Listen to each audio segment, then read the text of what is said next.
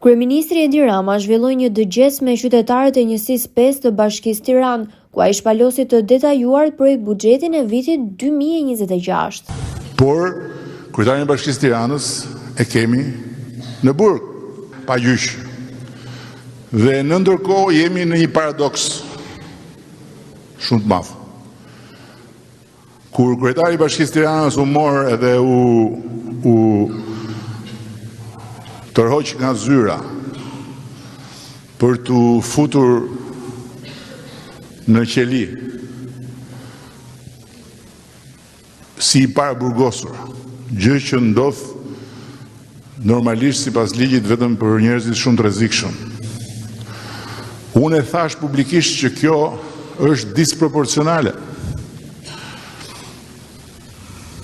Çdo njeri në Shqipëri, në çfarëdo pozicioni, nëse duhet hetuar, duhet hetuar. Por çdo njeri në Shqipëri dhe në të gjithë botën demokratike, deri kur gjykata e nxjerr fajtor, është i pafajshëm.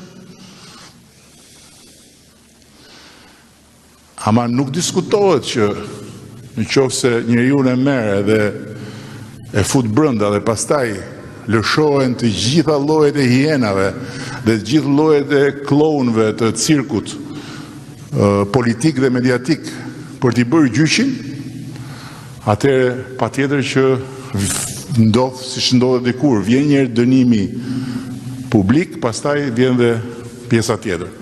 Gjithsesi, më pas, duke parë që të gjitha shkallët e gjyqit nuk e nxorën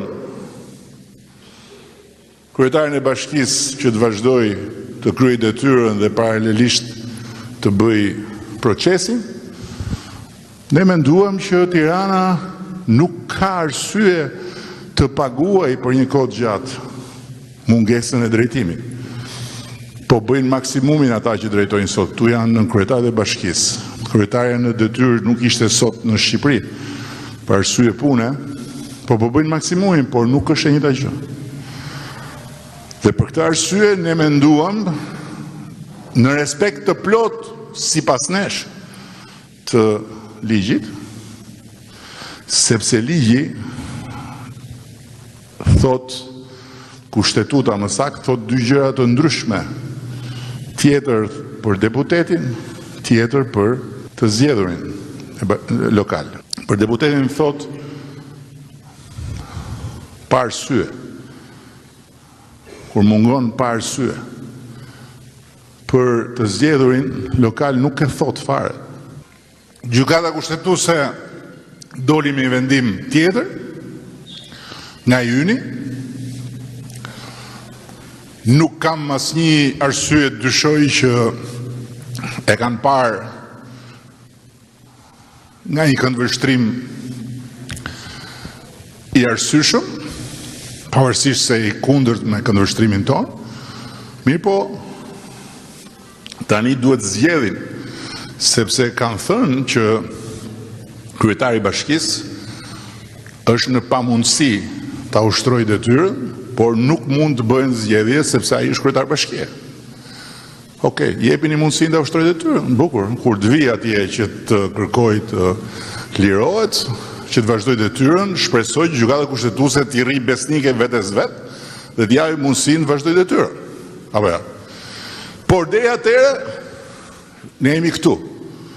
Ju jeni këtu dhe të gjitha atyre që janë këtu në këtë qytet, ju duhet qytetit pastrohet normalisht, qytetit funksionojë normalisht, shërbimet të bëhen normalisht, buxheti të vendoset në dispozicion normalisht.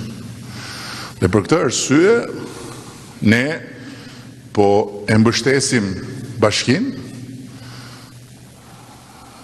që të bëjë më të mirën për buxhetin dhe për këtë arsye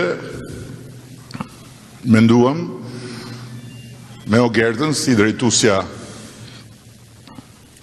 politike e qarkut, por edhe si deputete e Tiranës, që të vazhdojmë të komunikojmë në këto dëgjesa ku do unë po marr pjesë sot këtu, do marr pjesë kur tjetë mundësia, por këto dëgjesa do i bëjmë në të gjithë territorin.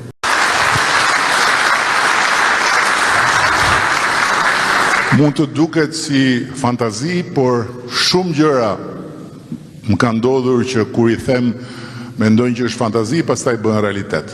Edhe pse ka disa nga fantazit që duan akoma kohë për të bërë realitet. Në ndërkohë, ne kemi vendosur që në Shqipëri të ngrem Institutin Kombëtar për Tumoret. E kanë shumë vende, është një nivel ekselence për studimet dhe për trajtimet e kancerit. Kemi mundësinë tani që këtë projekt ta udhëheq Ministrja e Shëndetësisë, e cila jo para shumë kohësh është shpallur një nga 100 gratë më influente në botën e trajtimit kancerit, sepse është onkologe me një eksperiencë, dhe kemi mundësi edhe për ato avantazhe që ne jep koha, që ne jep teknologjia, që ne japin partneritetet, që ne po bëjmë në fushën e shëndetësisë. Mos harroni që sot që flasim, në spitalin onkologjik ne jemi partneritet me pavionin onkologjik të spitalit Shiba në Izrael, që është i 8 në botë.